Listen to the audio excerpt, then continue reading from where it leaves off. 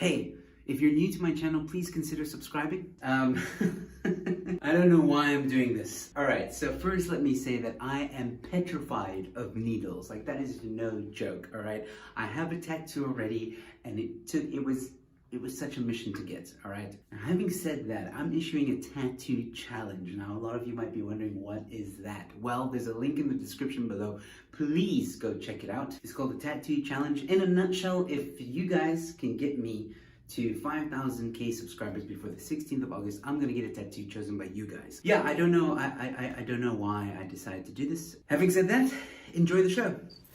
Hello, ladies and gentlemen. Welcome to Let's Talk. It's going to be an interesting one tonight. I'm not going to lie, I'm very nervous. I'm very nervous because, yeah, there's just a lot to unpack tonight. And right from the get-go, I don't know a lot about this subject. I'm going to be honest, but I'm going to be asking a lot of questions. And I'm so happy to once again have Dr. Harley on the show. Dionne, Harley, how are you? Let's just quickly catch up. How are you doing? I'm doing well. It's been a long day. I think all South Africans are feeling a bit under the weather these days with all the developments, but hanging in there. Yeah, and you've like exploded on the scene. You've been on quite a few YouTube channels. How's that been?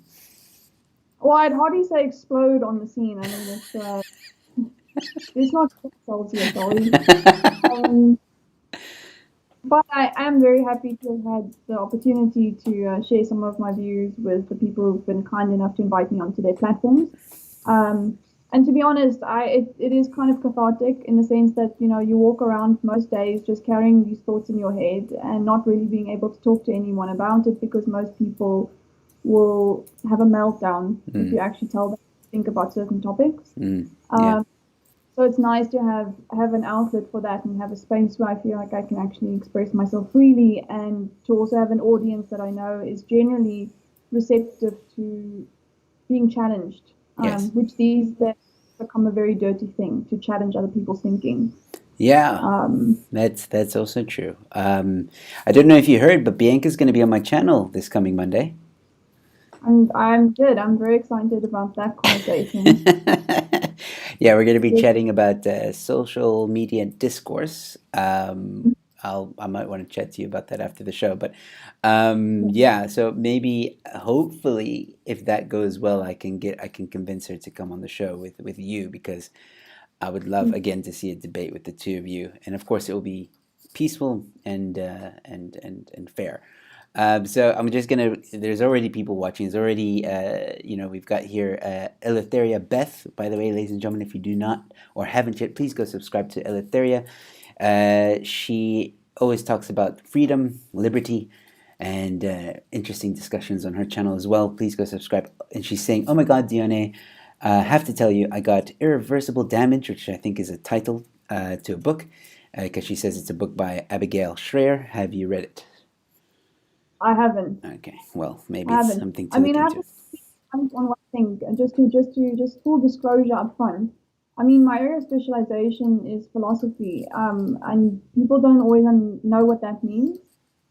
Essentially, what it means is that I'm an expert at critical thinking. So when you study philosophy, you have to use a breadth requirement, which means you have to study a certain topics across the board.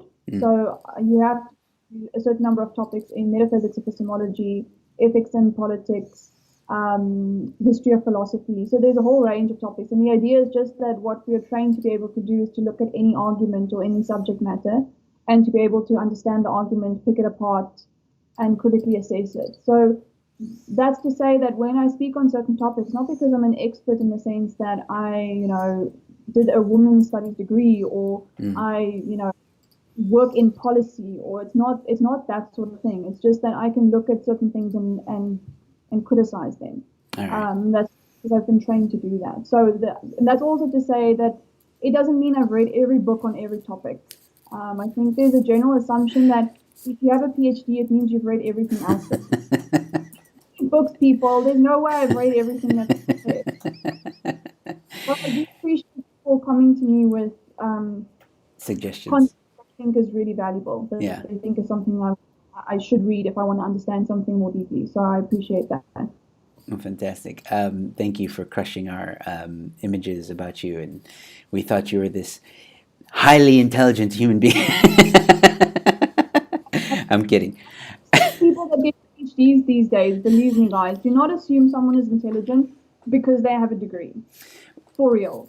Okay? Thank you, though. Thank you. That's actually, yeah, that's actually very true. All right. So remember not that I'm saying you had bad grades, but remember the passing mark these days is quite low. Uh-huh. So Robin tuning in again. Hey, Robin, nice to see you again. Evening, Joe, and everyone else. She says she's going to. She says, hello, Dr. Harley, and she's going to sit back and enjoy listening to you. I'm so passionate about this topic. Bradley saying hi. Yanni also joining us. And I never know how to pronounce this one, but I know who it is. This is actually Wotan, sorry, has joined the conversation. But he uses a weird name. Keelrox? What is that, dude? Like, sorry, I don't know if this is like some...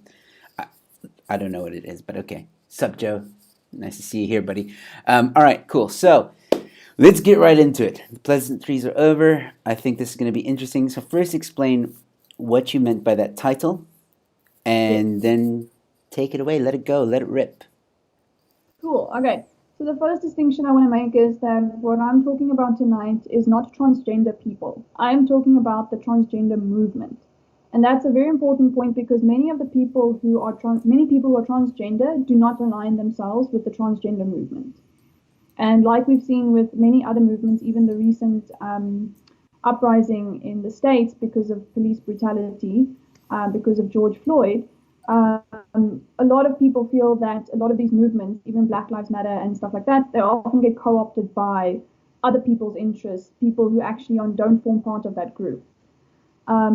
So that's why I want to stipulate that because I do know there are a number of transgender people who actually don't support the transgender movement.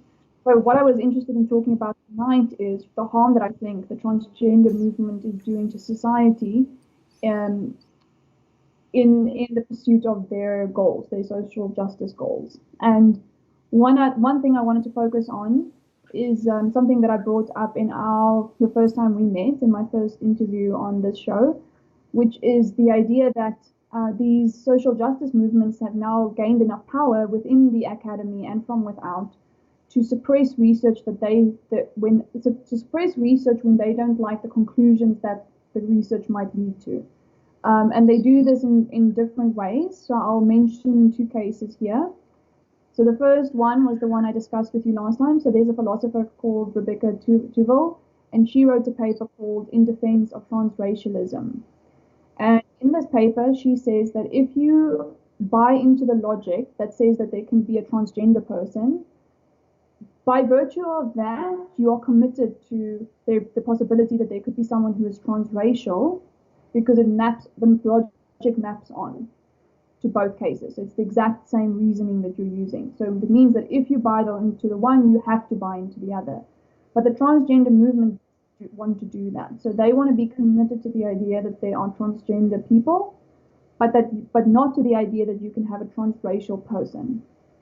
And because they didn't like this conclusion she came to, there were a number of academics, and I think some of them were just literary figures and things like that, who wrote up a petition and sent it around people to sign it so that this paper could be withdrawn. So the paper had already gone through a peer review process, which is a very demanding process, just to be clear.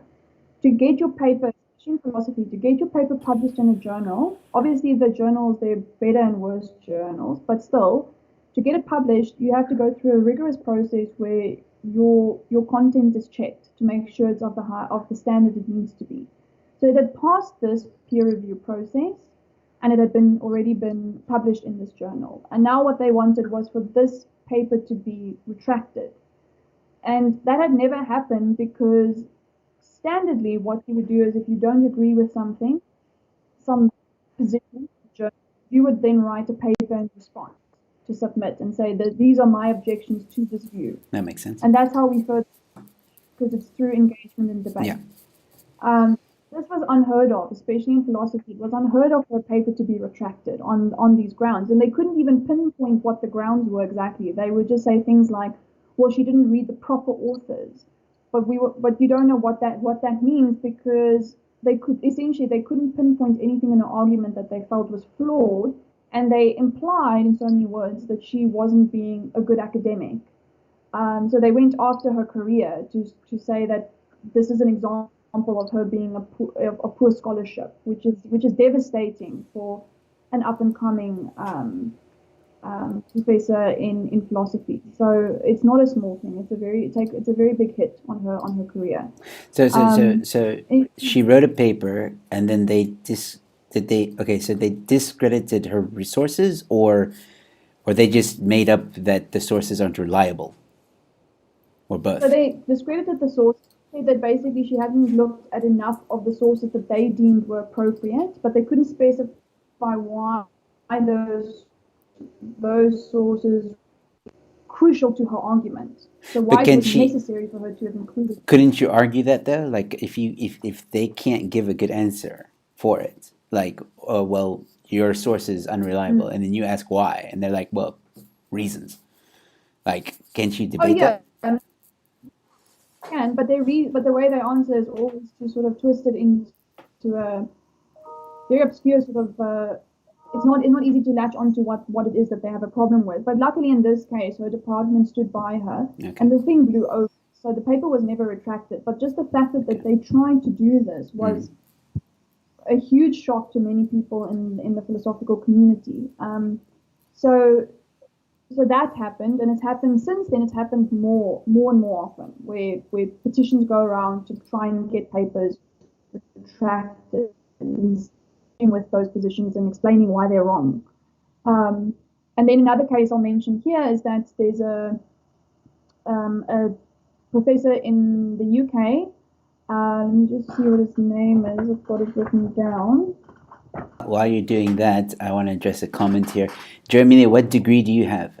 I have a theater degree. Thank you. It's useless.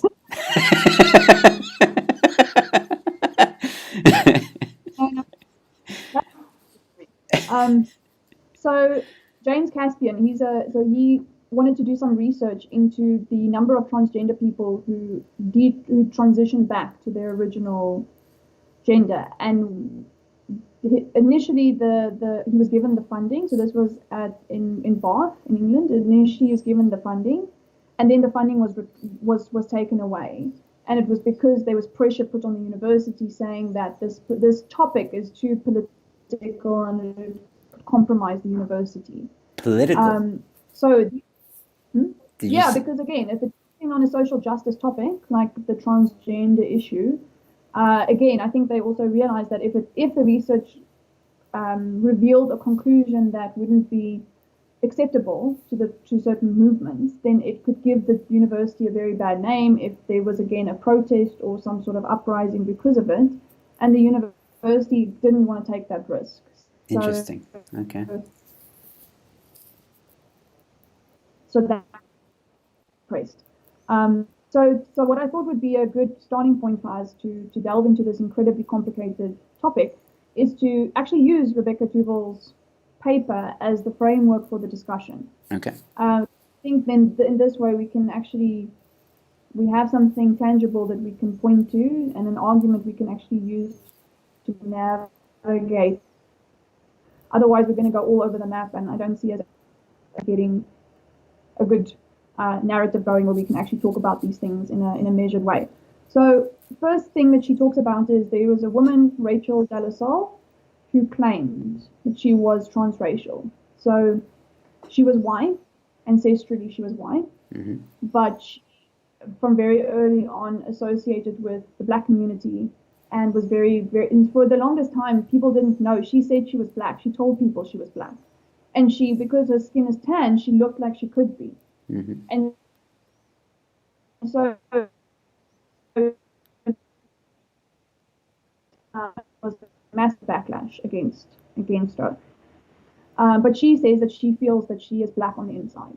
Now, Duval doesn't say in this paper that she doesn't vindicate Dollar Soul. So she doesn't say, yes, Dollar Soul is transracial at the end of the paper. She's saying, this has given us an opportunity to think about this question, where if we are going to say that a man can be biologically a man but feel like they're a woman on the inside, then maybe it is also possible for someone to be transracial. And she was now she was just unpacking, why might someone not be okay with that conclusion, that if you could have the one, you couldn't have the other.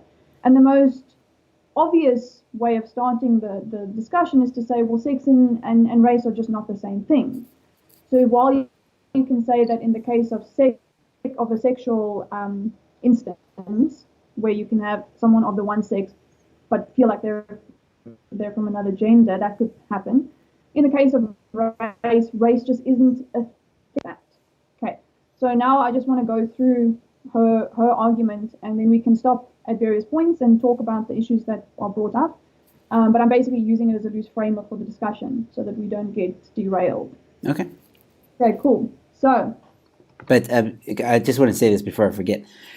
This reminds me of a girl that was on Dr. Phil once. She was African American, but 100% believed she was white. Like, she identified as white.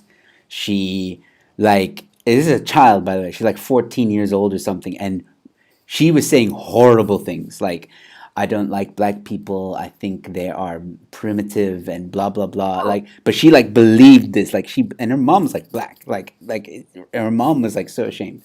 And I didn't see the whole episode, but I'm trying to find the full episode because I only saw clips. And it seems like a very fascinating thing because, like, I would love to know what happened. You know what I mean? But I'm sure we'll get into this. So I just thought I'd share that.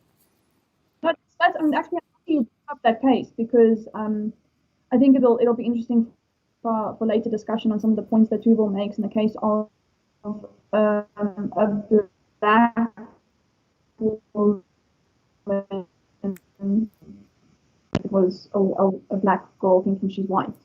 It gets interesting. Okay, so starting off, this is the one thing I've always struggled with when it comes to the transgender movement's claims. So first of all, this idea that what are the conditions that need to be satisfied for you to be able to say that you self-identify as something other than the sex that you were born with and the gender that goes with that. Okay. So Tuval starts off at that point. So she says that generally we treat people wrongly when we block them from assuming the personal identity they wish to assume. So this is kind of an assumption. We do think it's wrong of us to tell someone else they can't have the personal identity that they want to have. And so I take it that that's intuitively, we would go along with that because we think, look, it's their choice. It's their identity, and so they have some sort of power over what they decide that is. Fair enough. But then, for instance, if someone identifies so strongly with the Jewish community that she wishes to become a Jew, it is wrong to block her from taking conversion classes to do so. So this is a starting point example, and then she uses this to explain what she thinks the conditions might be for someone to be able to self-identify in a specific way. So in this case, I want to be Jewish. So she says this shows us that there are two components to successful identity transition or transformation. So she says how a person self-identifies, so what I decide I am, and whether a given society is willing to recognize an individual's felt sense of identity by granting her membership. So there we've got two components. So it's about how I feel as a person, but also about how society accepts that, whether they're willing to let me into the group. So it's not just an individual thing, it's a societal thing or intersubjective thing. So I think this we'll see, it will come up at a later point, but we need to start there so we kind of have a sense of what are the conditions that need to be satisfied. Okay. Okay.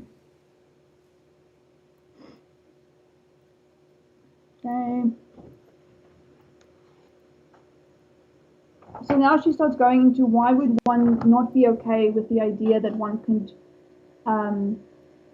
transition in terms of one's race in the same way that we think transgender people can transition in terms of their gender. So one thing we said is sex is biologically based. So she's talking about distinguishing between the differences between sex and race. And in the case of sex, we can say it's biologically based and determines the gender with which we are psychologically identify.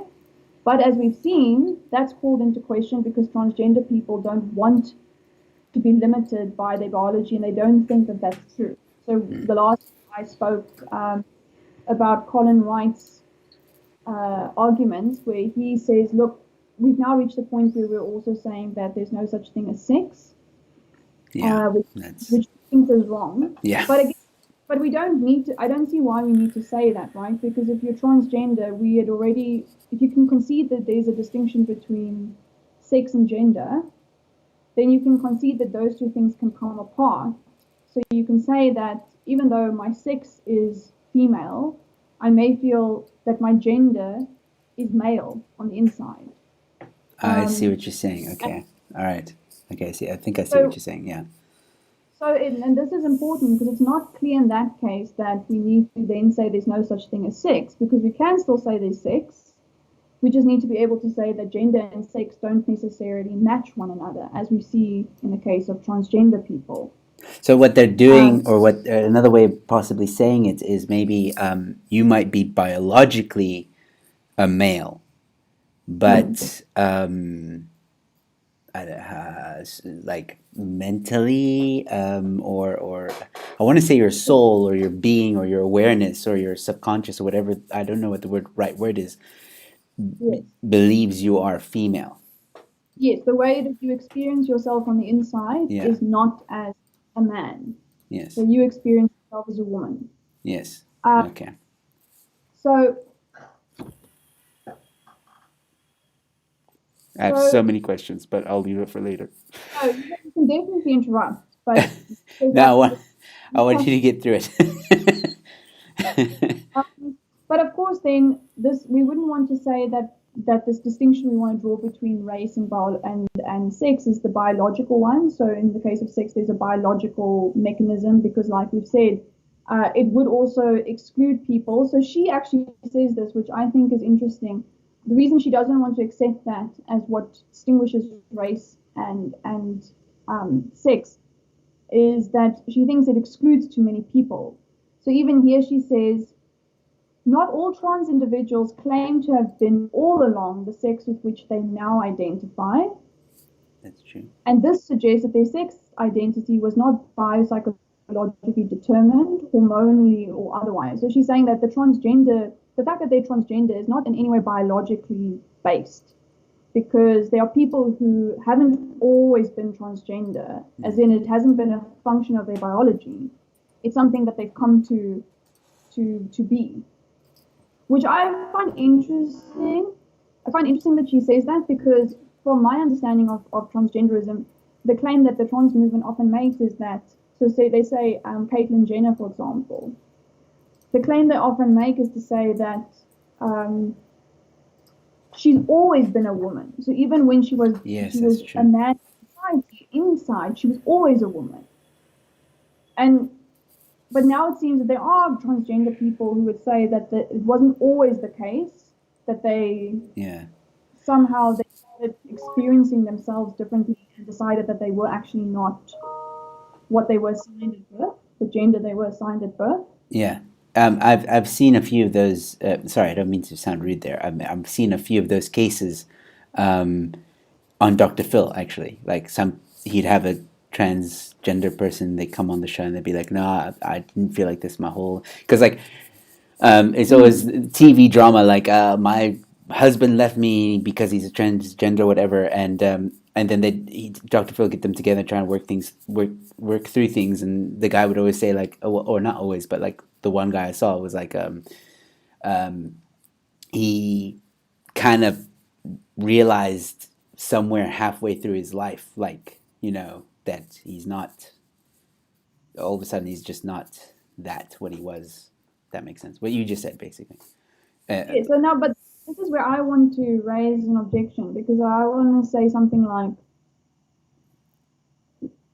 okay, so if that was not something that they always knew or always thought they were, they came to a realization. How do they know they're not mistaken about that realization? So That's how what. do they know that that is infallible, that whatever realization they've come to is the right one? Well, Because, and that's where Dr. Phil comes in and starts asking certain questions to understand like what happened. Are you maybe not just looking for an excuse to end the marriage? But I mean, the case that I'm talking about, this guy was like he really like he wanted to change. But yeah, it's I don't know. I'm not a doctor. okay, no, but but I don't even have to angle, I don't even have to come in at the angle of psychology and say, only a psychologist could determine that, because I'm just thinking about my own case. So let's say I experience myself a certain way, and sometimes I think something's going on with me, so I think this is the reason why I'm doing something, for example. And later I realized, actually, no, that wasn't the reason at all. I was actually doing it for this reason. So I can be completely mistaken about my own motivations. Just in virtue of having an unconscious mind, I can be completely mistaken about myself, True. about what motivates me, what kind of person I really am. I mean, this is something that is just built into the psyche. Mm. You've got the id, the ego, and the superego. So this is something that all of us are struggling with all the time. So the one concern I have about um, transgenderism is not because I'm not saying there aren't transgender people. I'm not saying that. What I'm saying is that if there's room for error, in the sense that people can be wrong about how they experience themselves, then it's something we have to handle with great care, and something we cannot be hasty about, especially if one the the what the treatment anti blockers and physical transformation, Mm. which is a massive transition to Yes. undergo for a person.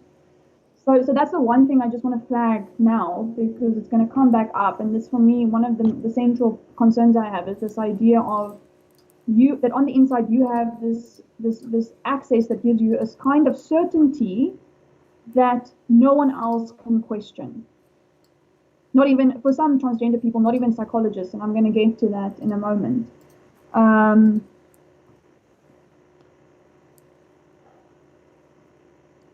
Okay. Sorry, it's just because there's no way I was going to be able to do this without having it in front of me. No Because worries. it's It's too much to okay. go through. There's a few people asking Please questions, feel but I'll leave free them for to, later. so yeah, please feel free to end. Well, Okay. Catherine, I pronounced it correctly this time, Catherine Piper, saying Charlize Theron is bringing up her adopted son, Jackson, as a girl because he apparently decided he wants to be one, and she's okay with that. Seems to be normal there. Yeah, we'll get into. I have something to say about when we let kids decide the gender, but I'll leave that for like the end. I think that's kind of a different topic because we're talking about people who are older, right? Like, I'm trying to, well, the thing is, so my end game is to say that once we've worked through the position a bit more thoroughly, is to show that with all these uncertainties that still remain, um, a lot of the things the transgender movement is trying to push for is incredibly harmful, or could be, because we don't actually know enough yet about how to handle a lot of these issues. So at the end of the day, what I want to show is that when it comes to, for example, I'll get there, but there are two ways of handling children, for example, who say that they are transgender. And one is to say that it's called the watchful wait approach. So it's essentially where you don't encourage them to embrace it. You sort of probe it to sort of try and understand, is there something else going on? So maybe do they suffer from depression? Is there, so you would ask this child, for example, to go and see a psychologist. And the idea is that you don't sort of, through affirming it, you don't kind of like push them into it. You try and actually just remain at a distance to see whether they grow out of it, to see maybe whether it's something else that's bugging them, or some other problems, a mental problem they have. That's the one. And then the other one is the affirmation approach, and that's where basically you don't do any of those things. You sort of just embrace it and say, well, if that's who you are, that's great. Like, and the trans movement has become very antagonistic towards the watchful wait approach. So they think that's a form of gatekeeping, Yes. which they interpret as actually keeping people who are transgender from embracing who they are, and it's basically still making them feel like there's something wrong with them, or it's not that they're not speaking the truth. Yeah. But what I'm trying to lead into with the technicalities of the argument is to say that I think that is a sensible approach, given how little certainty there is around the issues we're confronting. And I don't think that that's in any way transphobic. I think that that's just being aware of all the intricacies of what could go wrong if we don't handle this with care. Yes. But I'm sure people will not interpret it that way, but there's not much I can do about that. And then I want to come, there's one point that Tuval makes that I actually do want to object to, and I was wondering what you thought about this. So she says it's worth highlighting the problems with suggesting that sex, as biologically based, determines the gender with which one psychologically identifies. First, even if there is a biological basis to sex, so clearly she's not even going to commit herself to the idea that there is a biological basis to sex, which to me is astounding. Yeah. So let's say even if there is a biological basis to sex, it does not automatically follow that there is something it feels like to be biologically female that grounds a shared experience of what it's like to be a woman. Okay, I want to step in there and say that, okay, so if you're saying that, first of all, it isn't true. In 99.98% of cases, your biological sex and your gender match.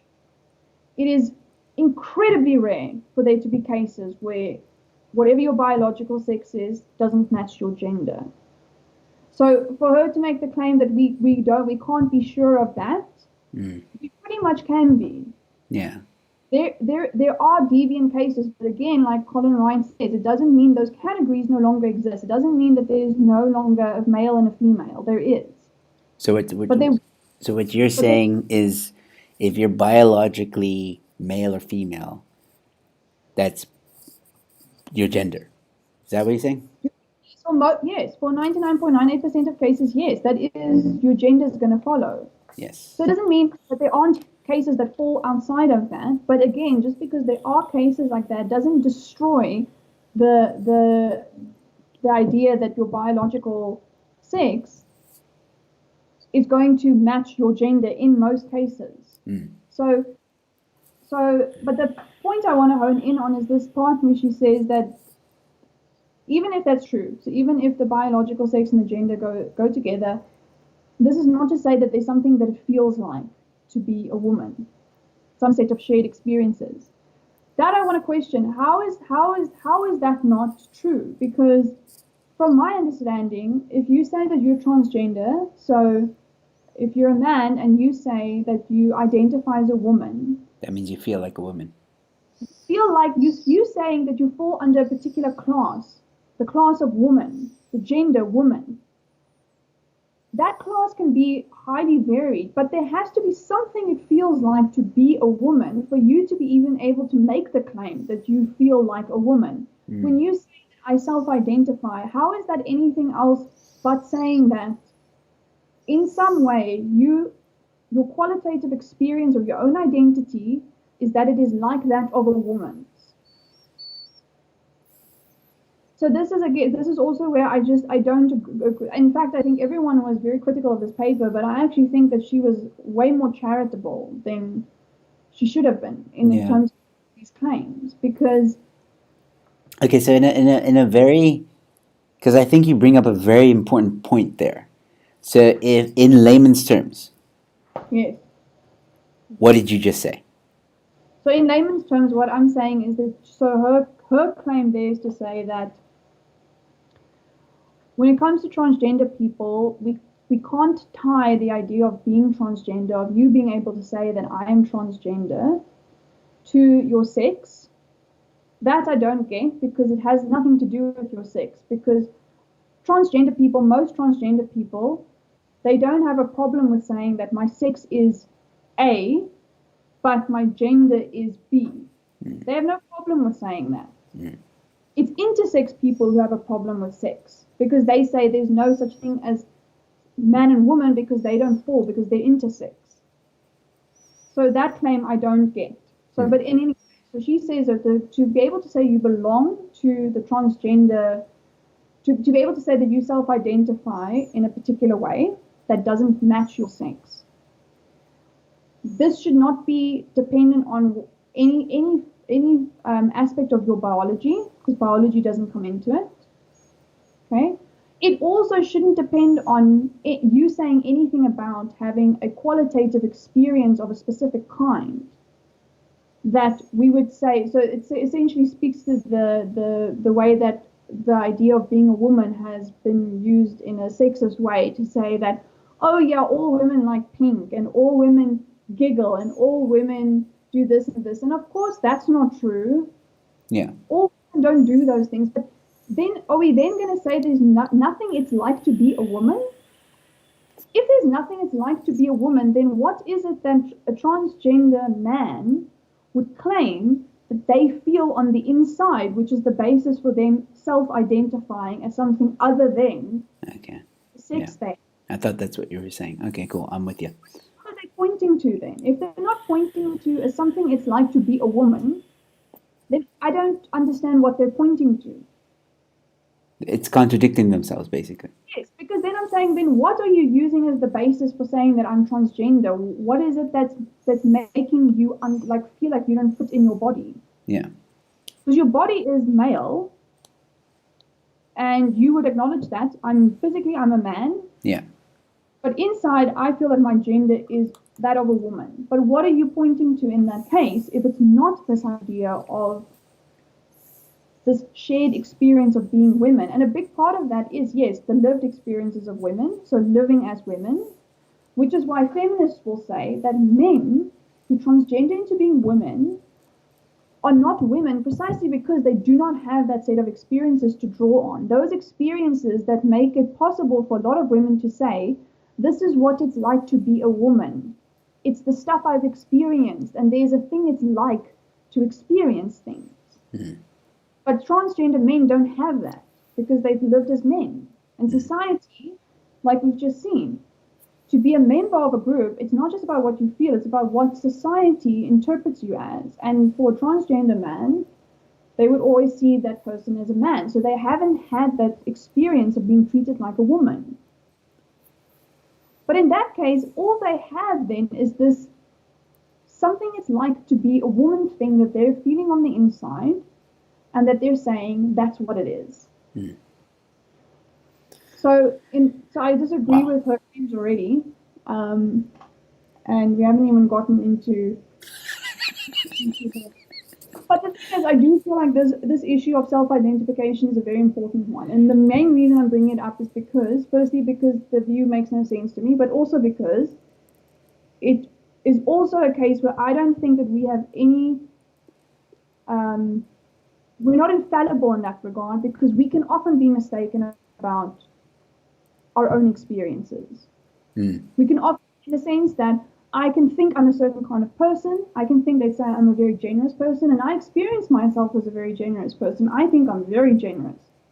Then when I talk to people in my life, I find out, oh, actually, no, they don't see me that way at all. That's and true. I have to, oh shit, I was mistaken about what I thought. Yeah, like, you know, Or I always thought I wasn't a racist, but you see, there you go. I'm not, by the way. But I don't know. Let's not even get into that. That's, yeah. Things. I mean, we experience ourselves in a certain way, and this is not something that we can never be wrong about. And again, it's not to say that there are not transgender people. What I'm saying is that there is a certain amount of room for error, and as long as there is room for error, in my opinion, you do not have the right to take any decisive steps when the people involved are children, and do not have the ability yet to make choices for themselves. Yeah, I agree with that. When children come to you and saying to you they're transgender, it's I'm sorry, it is unethical at that stage to act on that when a child who is still developing and is so impressionable could be completely wrong about what the hell they even think it means to be transgender. Look, also when you're a toddler, you don't know sex. You don't know what your biological or your genitalia, what they're for. You don't think in those terms. You just want to go out, have fun, play with friends, and sometimes, as a boy, I used to have a female like toddler friend that used to in Texas that used to play. We used to play in the ranch. We used to jump on hay, and she always got like special treatment because she was a girl. So I remember once I told my dad like I really want to be a girl because you're treating her differently than you're treating me. But that didn't mean that I like identify as a woman. It just I at that time I remember saying that. And my mom often makes fun of me for saying that. Yeah, She's like, "Did you know that for about 2 months you wanted to be a girl when you were a boy?" Like, I mean, there's no disrespect, but this is true. Like even some girls when they're younger, they see boys playing and doing all kinds of things, and then they're like, "Oh, I want to be a boy." We don't know. So, flip. If you ask a 9-year-old, 6-year-old, 7-year-old, what do you want to be when you grow up? They're gonna say, "I want to be Superman or Spider Man or some weird thing." Like there's no the like you said, they're still developing. yeah. Yeah, and then and you can, I mean, I mean, think of when you were a teenager, how confused you were a lot of the time Mm. about so many things. You were still growing, and your hormones were, all over Yeah, the like place. And how do you explain some women? Because I've heard this from a lot of female friends that they experimented with lesbianism or lesbians. sorry, my cat is annoying. Sorry, Yeah, that they experimented. with being. I don't know. They say like, I was lesbian for like 2 weeks in my college years. Like I've heard that before. What they mean is they fooled around with girls to see if they liked it. Yeah, but you see, but that's my point. Like now you know what I mean. Like we change you. I know, but clearly they don't mean they were lesbian. They just mean to say that they were just fooling around. And but like you say, they didn't know. They weren't. I had a friend who she said the same thing. She said that and this is not as a teenager, as an adult. She was at one point wasn't sure if she was gay. She didn't know. This is my point. If they're adults who still are not completely sure about their sexuality, how on earth could you take a teenager seriously about saying something as drastic as what we're talking about? Yeah. Exactly, and I just want to get to this comment because this is a good comment. Sa Malcontent says, "Sorry. Yesterday, my daughter said she wanted to be a daddy. I asked her why, and she told me because her daddy is the kindest person she knows. Very sweet sentiment. Seems Oh, reasonable to me. Nothing to do with gender." well, exactly, yeah. I mean, look, yeah. Especially when we're talking about something that only applies to 0.02% of the population, the chances that is what's going on are not great. Hmm. So, again, to handle this with care, I think all the evidence or lack thereof that we currently have points to the idea that we need to handle this with care Yeah. and not jump to conclusions. Yeah. So back to her argument. So again, she's trying to understand if someone can be transgender but not transracial, why is that? And the standard position is that because sex and race are just different kinds of things. So with sex, it can happen. With race, you just can't do that. So one way of motivating this idea is to say, well, see, look, the other thing is with sex is you can change it. It's changeable, but with but with race, it's not like that's just race is not that kind of thing. So the one argument. Explain Michael Jackson then.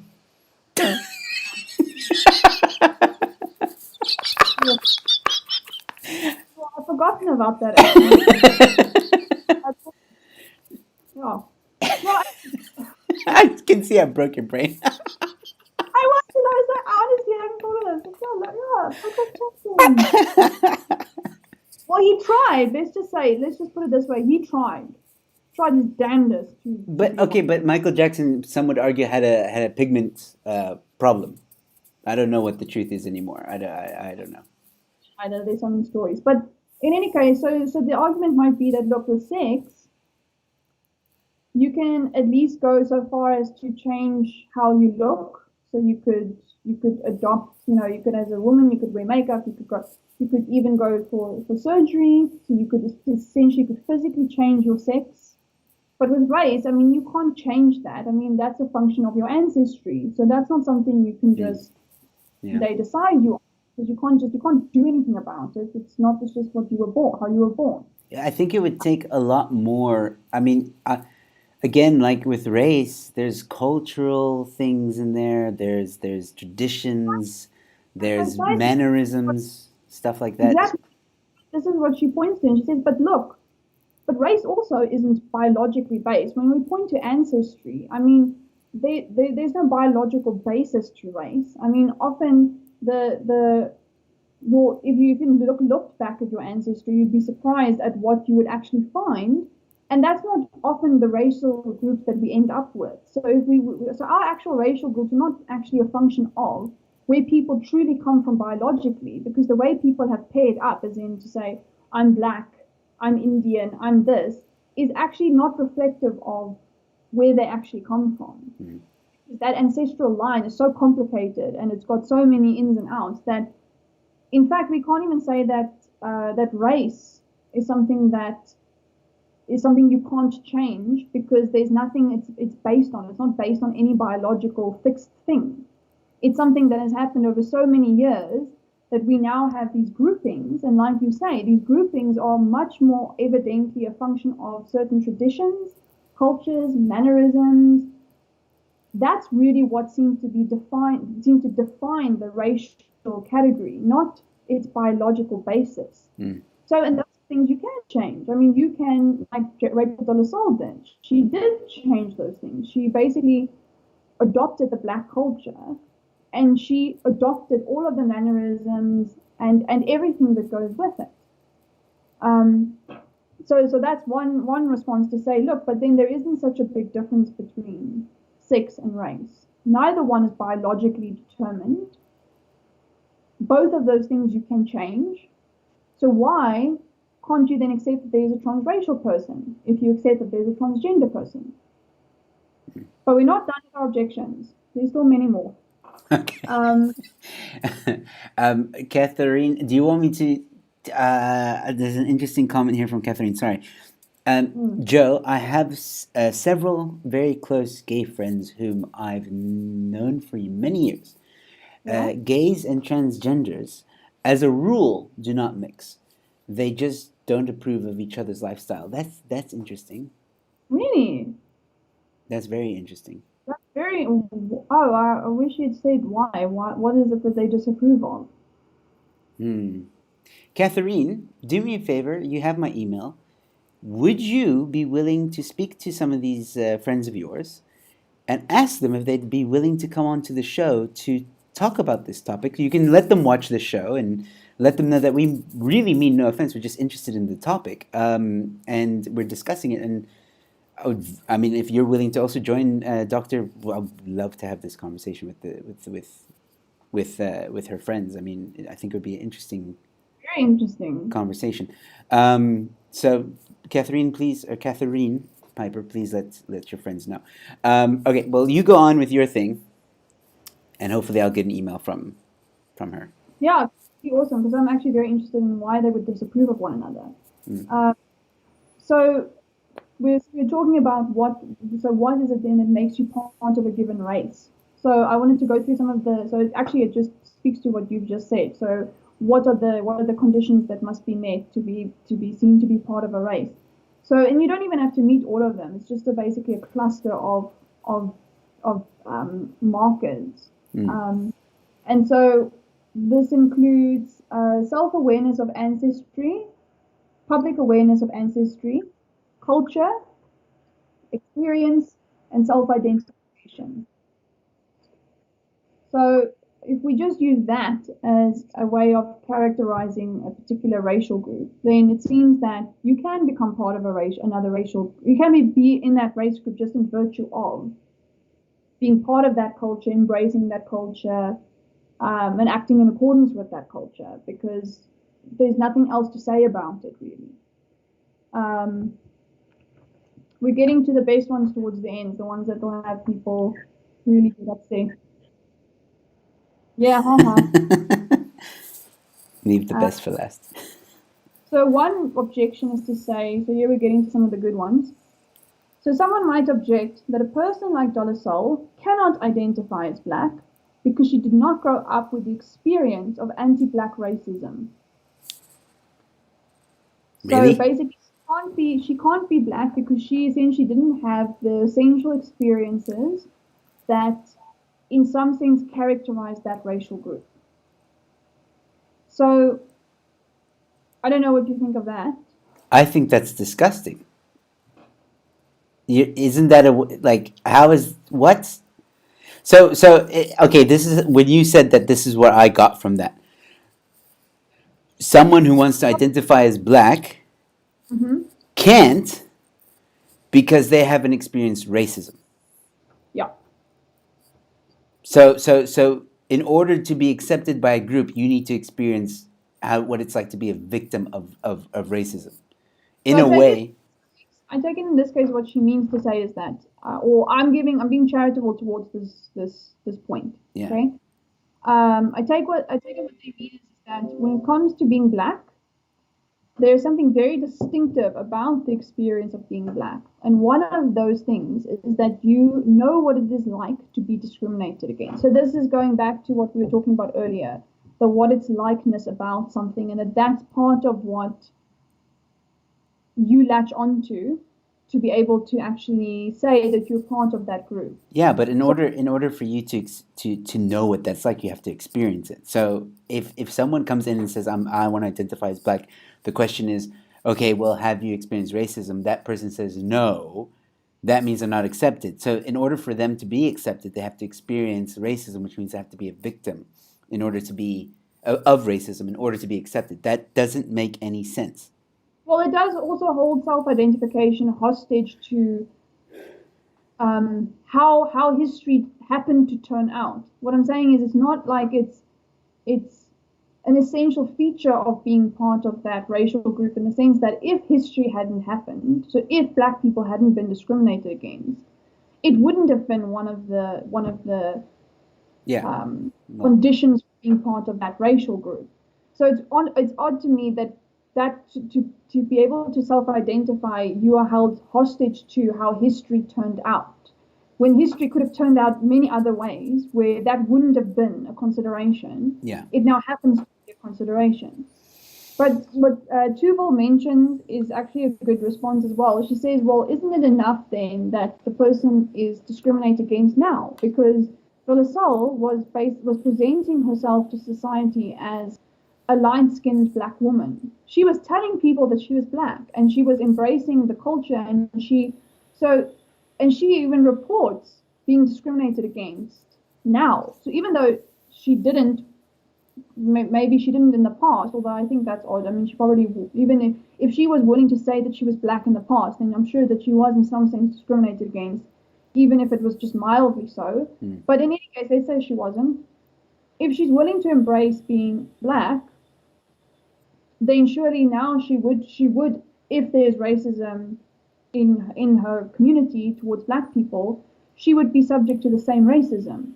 So in this sense, I also want to come back then to the transgender case, because if we can work it like this, then we can go back to the transgender case and say, remember my objection where I said that I don't understand then, well, feminists are unhappy about transgender men saying they're women because they haven't actually had the lived experiences of women. They haven't been treated like women because they were living as men. Then maybe we can say that, well, if they transition, they will experience what it's like to be a woman. But in that case, I don't get it, because the idea is that they've latched onto this notion of self-identifying as a woman before living as a woman.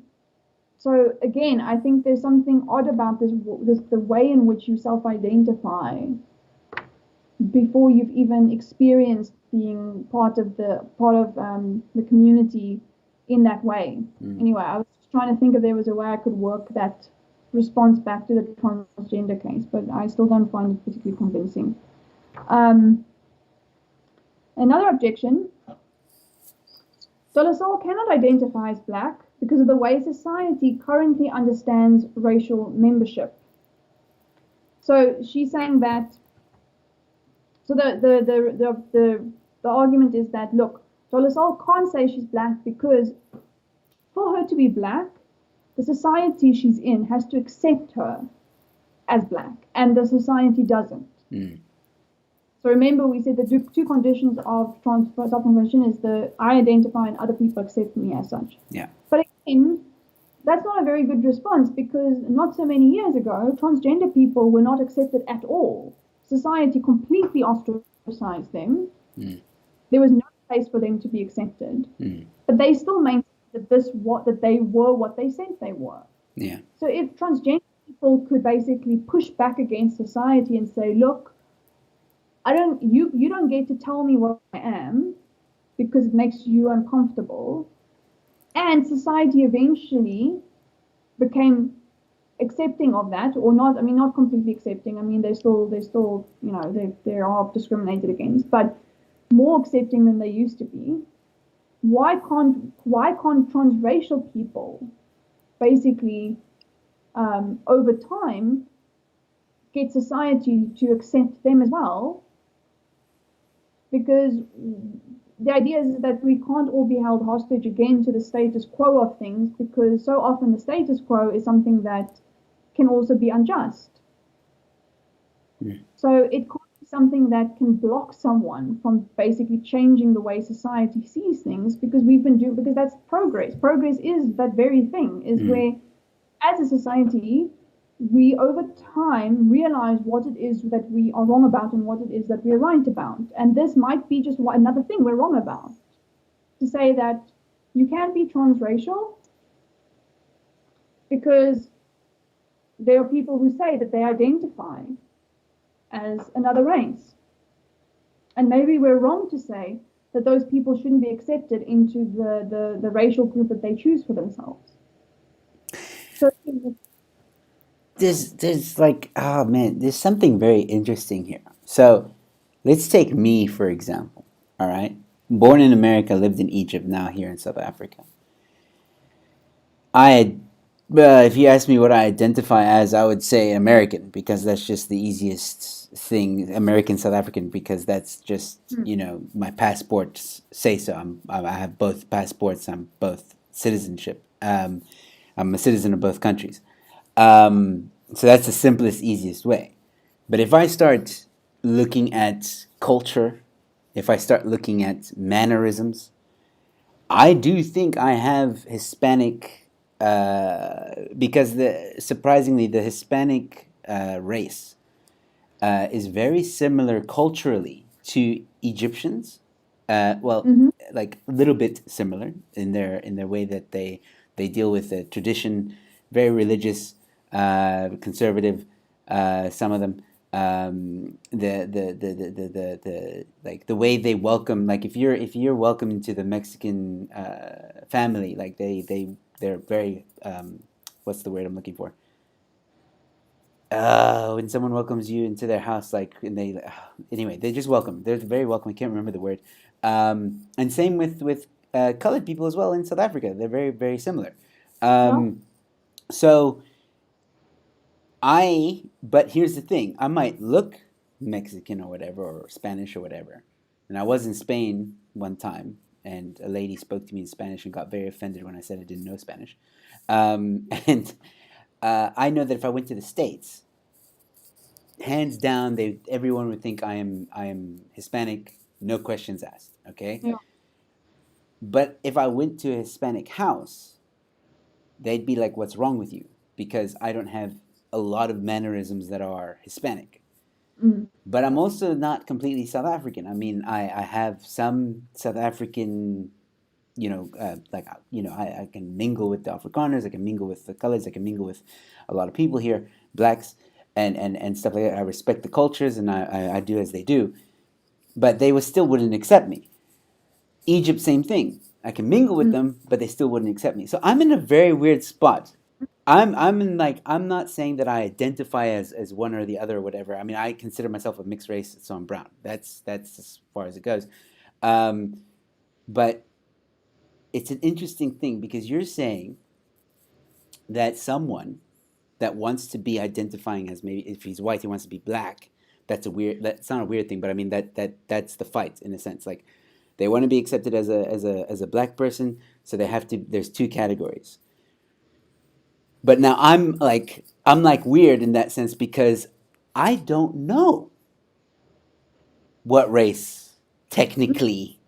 I'm like a huge mix of all these different cultures and all these different backgrounds and stuff like that I almost can mingle with almost everyone. So I can identify to a certain degree with almost everyone. But at the same time, I don't. So it's a very interesting. I'm just making an observation. I'm not asking for a solution here or anything. I'm just making a very interesting observation. Obviously, if there's someone that really feels that they identify as something, and want to identify as if they're white and want to identify as black, I see nothing wrong with that. In my eyes, if you like the black culture, that's rap, that's like whatever it is that I mean, it depends on obviously the black culture. I mean, what black culture are we talking about here? Are we Tswana, Zulu, Xhosa? Then there's the South African black, then there's African American. We're not the same, so they've got their own culture. So which one do you identify with first? And then it's all right if you want to embrace a culture. If you want to embrace a race, I see nothing wrong with that.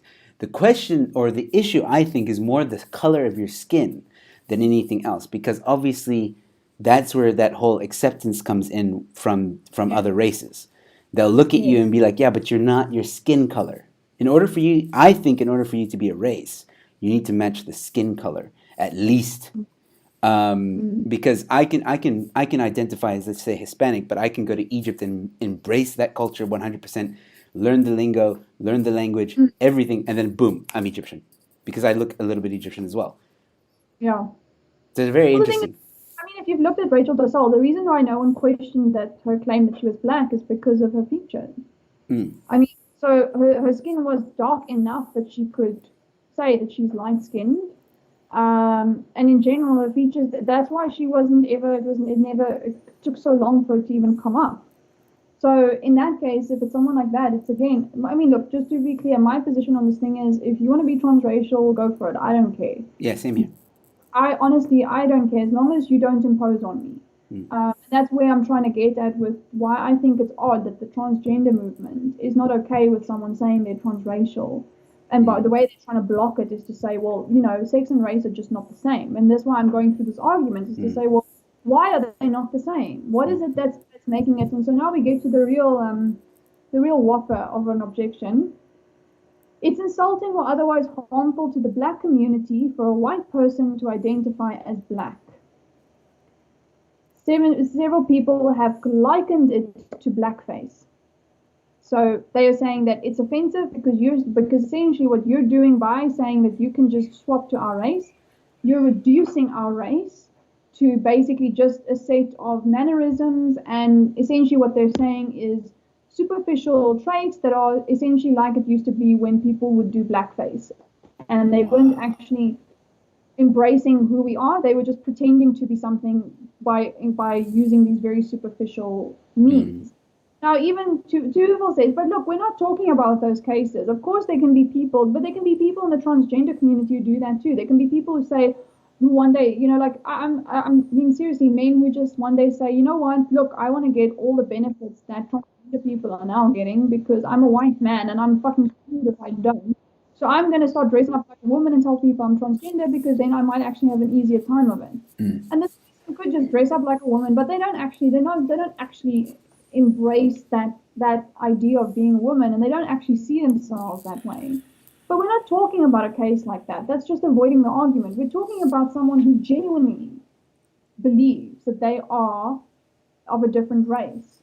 So yes, there could be people who do the blackface thing, and of course in those cases, no, because that's not what we're talking about. So, but let's for a moment imagine that Rachel Dolezal really believes what she says. She really does identify as a black woman. In that case, why is it offensive? What is wrong with that a person is not allowed to do that? And we still haven't had a response, had a good argument for that. So, sorry, I'm just going to get to the last one. No worries. Oh, this was the last objection, was it shows white privilege. So this is the final objection. So that it's wrongful. It's a wrongful exercise of white privilege for a white-born person such as Dolezal to cross into the black racial category. And the reason is because it's easier for white people to darken their skin and successfully be read as black, and because a white-born person could return to being white whenever they so choose. So essentially, this is just another form of white privilege, because it's easy, she can do it because she's white, so she can, just because she has a darker skin, but it's still like she can pass for black. And also, if she didn't want to be black anymore, she could always go back to being white. So that's not, you shouldn't be allowed to do that to belong to the category. But as Tuval says, but you can say that of a transgender person too.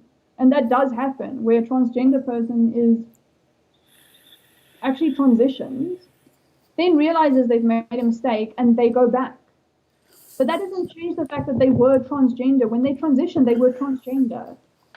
Yeah. The fact that they go back doesn't change the fact that in that moment when they are doing it, they believe they are that thing.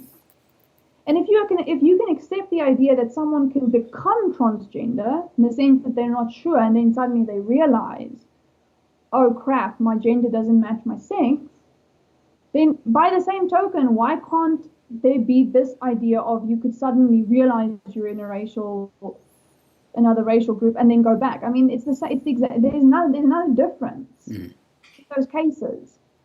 So it seems that the whole issue comes down to this idea that, like you were saying, it's about the skin color. It's the fact that it is a white woman wanting to enter the black racial group that seems to be the problem.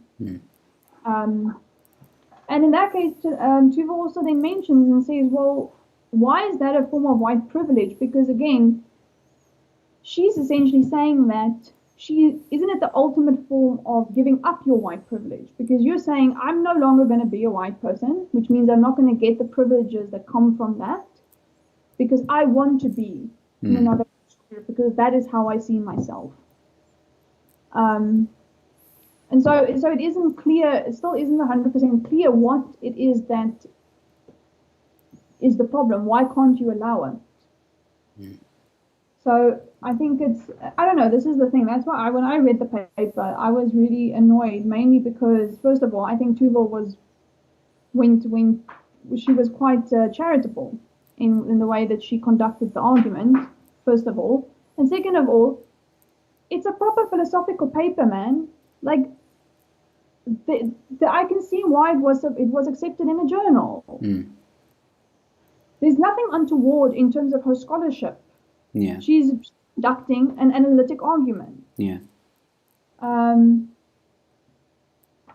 So it just makes me angry when I see this kind of thing, and that they went through so much trouble to suppress something like this. It just blows my mind. Well, to be honest, if Conrad Koch can make articles, then so can she. She should be allowed to. So this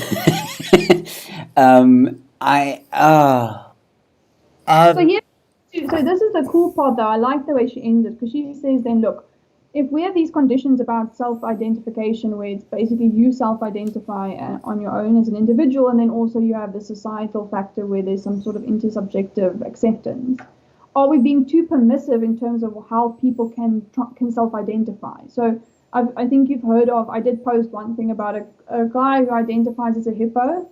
That paper got into a journal, by the way.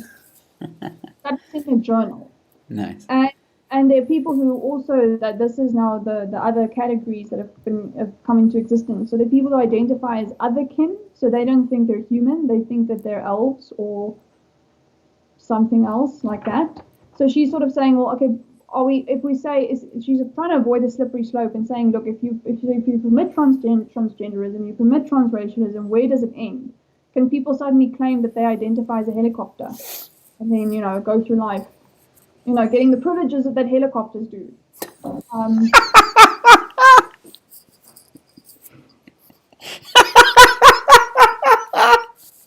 Sorry, I don't know if you ever seen the movie A-Team. The movie A-Team. Someone forced me to watch it, yeah. There's a scene in the very beginning where the guy is hanging on the helicopter Oh, saying, yes! I spin me round, right round. And when he said that, it just popped into my head. I identify as a helicopter. Okay, so then she addresses this point and she says, recall my earlier point that for successful self-identification to receive uptake, two components are necessary. One has to self-identify as a member of the category, and members of a society have to be willing to accept one's entry. At this stage, I think it is reasonable for a society to accept someone's decision to enter another identity category only if it is possible for that person to know what it's like to exist and be treated as a member of category X. So she's saying that when you have otherkin, that's not permissible because they don't even know what it would be like to be that thing, because they have no access to it. How would they know what it's like to be an elf? How would they even conceptualize of that?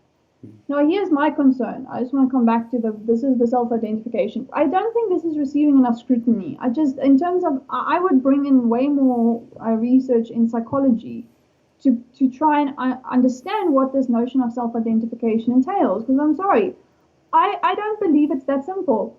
So even if you're talking about a person who's transgender and a man identifying as a woman, how do they know what it's like to be a woman? Essentially, how would they, so this is coming back to, again, the room for error, how would they latch onto the notion of what it feels like to be a woman when they've never been treated as a woman? They've been surrounded by women, so they've seen what women get treated like in the world. But from the inside, how would they? So she's saying you can't identify as a thing if you don't know what it's like to be that thing. But they don't know what it's like to be in that thing because they're not that thing. They haven't been brought up like that. So again, it's a very mysterious sort of claim, and that's, again, it's not to say that I think there aren't transgender people and I, want them shackled and put in prison.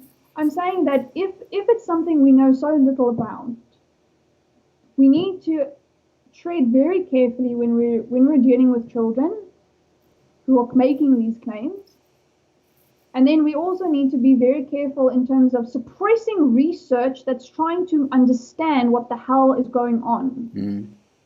So when transgender suppress, when the trans movement goes out of its way to try and pull a legitimate paper from a journal because they don't like the conclusion of it, when we're talking about something that can have such a major impact on the lives of not only children, but the people around that situation, where if we start, like, for example, women's sports, where transgender people can now go into women's sports because apparently sex is not a thing. And so women don't even have a category within which they can compete, so we're basically destroying women's sports. So it has a massive impact on other people when we're talking about something that is still something we don't understand. And so here's to come back to then why I named the talk the Tyrannical Tendencies of the trans movement, is to say that a lot of what they're doing is suppressing research that needs to happen so we can understand what we're dealing with and how to advise children who claim to be transgender. So again, should we do the watchful wait approach or should we do the affirmation approach? From what I can tell, given how little we know, the affirmation approach could support someone in believing something that isn't true. Mm. And they could go to drastic, they're giving teenagers, they're giving, like girls as young as 12, they're giving them puberty blockers. So they're allowing them to make decisions about the rest of their lives at a time when they're not in a position to make that choice because they're not adults. Well, not just that. Biologically, there's so much imbalance in your body because of puberty. Your body is developing. It's a very delicate time for. When they do these assessments from psychologists, the psychologists will often ask them questions around, well, do you prefer playing with these kinds of toys? Do you prefer doing this? So I thought we were not going to make these sexist generalizations about what men and women do, because apparently we're not allowed to because it's sexist. Yet that's the very thing that they use to try and assess whether someone is actually self-identifies as being from another gender. So a lot of it turns on the way that these people, the things that they're drawn to, the things that they like, the things they don't like. But the very categories that they're using to make that distinction are often the things that get pointed to say, well, it's sexist to say that all women like, all baby girls like dolls and boys like trucks. But a lot of what they're doing to try and figure out whether the person is transgender or suffers from gender dysphoria is to see whether they are drawn to, because the psychology supports it, because the psychological findings support it. That's why they use those things. Yes. But again, my point is also that when you're saying that, when that's the test mechanism, so a psychologist comes in and a child says, like a girl child says, I identify as a boy, and they ask them a whole bunch of questions around, well, what are they drawn to? What are they spending their time doing? What upsets them? Everything. A lot of that turns again on behavior in society, but there's not. How do you latch on to someone's experience of their own identity?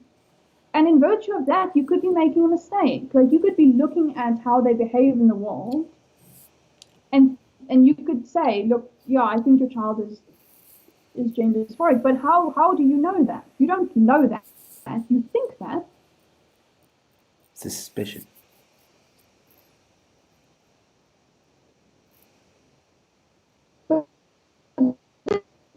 Wrong. And you're actually enabling it. You're basically saying to the child, it's fine, go ahead, have this belief, wherever it may take you. I lost you there for like the better half of 2 minutes, I think. Or no, it's like 30 seconds, sorry. Can you repeat what you just said? So I'm just saying the psychologists are in a position where they're trying to assess whether the child, there's a lot of room for error because they're also using a way of assessing it that isn't foolproof. So they could be mistaken. And you mean again to adopt the affirmation approach could have devastating consequences.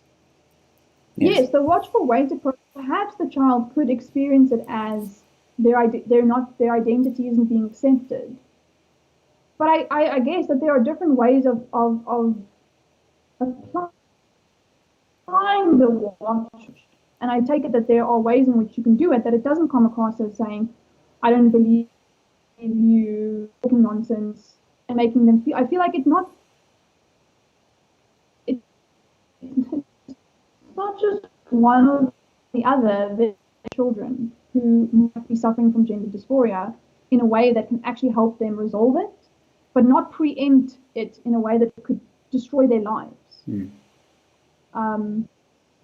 So for me, those are the main issues I wanted to cover in terms of how I think the trans movement is.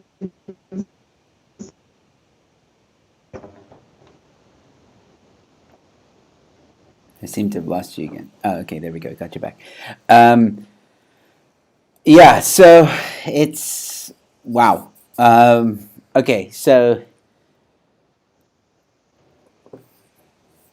I'm gonna look again. I have nothing against transgender, trans whatever, transracial, transgender, trans, all of them. I heavily believe in letting one be.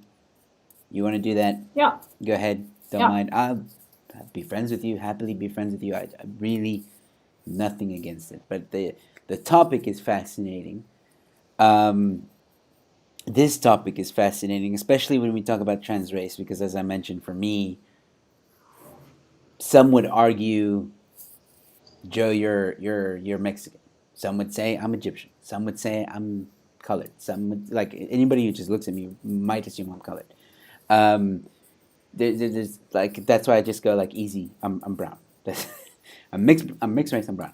I got a lot of history, a lot of different cultures infused into one. I embrace it all, um, and I like to embrace other cultures as well. Um, I think if I think about a transracial person and I think about this topic, in my opinion, I see nothing wrong with it. I I really don't see anything wrong with wanting to be Mm. transracial. I really don't. Transgender, though, I do think that transgender, there are some people that maybe at a very young age they felt like if they were born female and maybe at the age of, I don't know, 9, 10, they really felt that they were male. And their parents were really hectic, like because there are some hectic parents out there that like their little girl picks up a GI Joe and they're like, no, no, no, no, no, no, you must wear pink, you must do this. Like there are some really hectic parents out there, and I can understand someone who says like, yeah, but I really wanted to be a girl, and my parents wouldn't let me play with what I wanted to play with. They wouldn't let me do this, and I grew up all my life in this category, and I never felt that, and blah blah blah. I understand that, and in that regard, I think that person does have a right to want to change. Um, but that would fall under your category, I think, of affirmation. No, the other one. Watchful waiting. So you Yeah. basically you let it play itself out because most of the time. So I have a figure here just to. So 60 to 90% of children with gender dysphoria who receive no medical interventions desist when they reach adulthood. So they stop. So they stop suffering from it. How? What would say the percentage again? Sorry. 60 to 90% of children who suffer from gender dysphoria, if you don't medically intervene by adulthood, it goes away. Interesting. So, and then there was a Dutch study that said 100% of children put on puberty blockers went on to receive cross-sex hormone treatment. So, if you do put them on then all of them will go into transition. Wow. But if you just leave them, then most of them they don't. Wow. So That's a very very contradicting, and not contradicting, but I mean like it's very revealing because um, it also shows again that there's a good reason to do the watchful wait approach. It may not be a perfect approach because I can understand that there are transgender people who feel like that approach in their case was terrible because it made them feel like no one believed them or like they were being judged or but all that means is that we need to improve the approach. It doesn't mean again don't throw the baby out with the bathwater and not tip in the other direction into affirming everything that they're saying. It's not it is something that is so complicated and like I said, it can have such devastating effects when you intervene, mm, especially if you medically intervene. So if you actually, and the thing for me is what's worse about it is that when we have the trans movement rob researchers of money because they want to put pressure on the universities, it's preventing us from understanding how to help transgender people. Because if we can't study why do people transition back, all of these if we can't study it, then we can never understand how to actually help them if we need to in a way that they actually will feel is supportive and isn't judgmental. There's no help keeping us in the dark about it because you're worried about how this might be used to further discriminate. mm, Believe me, if people want to discriminate, they're going to discriminate. Okay, you're not gonna. It's not gonna.